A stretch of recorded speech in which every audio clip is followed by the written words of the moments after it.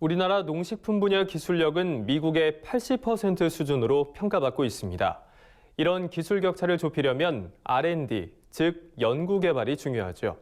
그런데 국내 농식품 분야의 R&D 성적표가 초라한 것으로 나타났습니다. 윤슬기 기자가 보도합니다. 국회 예산정책처가 최근 국회 농림축산식품해양수산위원회 소관에 국가연구개발사업 분석보고서를 내놨습니다. 보고서에 따르면 농식품 분야 R&D에 대한 우리 정부의 투자가 매우 박한 것으로 드러났습니다. 농식품 분야 R&D는 주로 정부 주도로 추진됩니다. 공공성이 강하고 성과에 대한 불확실성이 높아서입니다. 또 투자 비용을 회수하는 데 걸리는 시간도 비교적 길어 민간이 선뜻 참여하기엔 무리가 있습니다.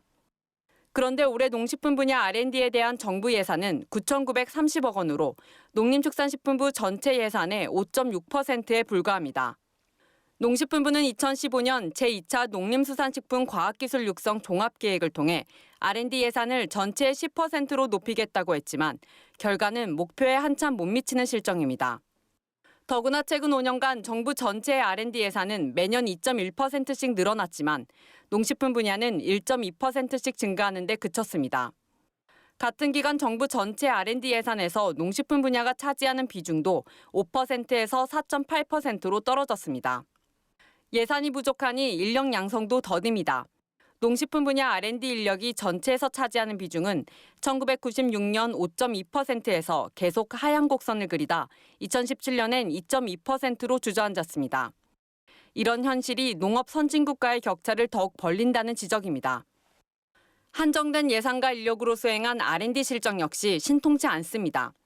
농식품 분야 R&D가 논문으로 이어진 건 2013년 1,560건에서 2017년 1,695건으로 다소 늘었지만 국가 전체에서 차지한 비중은 5.8%에서 4.3%로 오히려 줄었습니다.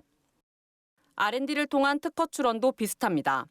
2013년 821건에서 2017년 1,082건으로 늘어났지만 국가 전체에서 차지한 비중은 5.8%에서 5.5%로 감소했습니다. 무엇보다 사업화로 이어진 경우가 2013년 2,560건에서 2017년 2,580건으로 제자리 걸음 수준입니다. R&D 성과에 대한 현장의 체감도가 낮다는 의미입니다. 특히 보고서는 총 사업비가 4,911억 원에 이르는 골든시드 프로젝트가 더욱 나은 성과를 내야 한다고 지적했습니다. 2012년에 시작된 골든시드 프로젝트는 종자 산업의 성장 기반을 구축해 종자 수출을 확대하고 종자를 국산으로 대체하는 사업입니다. 2016년 기준으로 우리나라의 종자 무역 수지 적자 규모는 4,800만 달러로 사업 시작 직전인 2011년 6천만 달러보다는 줄었지만 여전히 적지 않은 수준입니다. 사업단별 품목별 성과가 차이를 보이는 점도 문제입니다.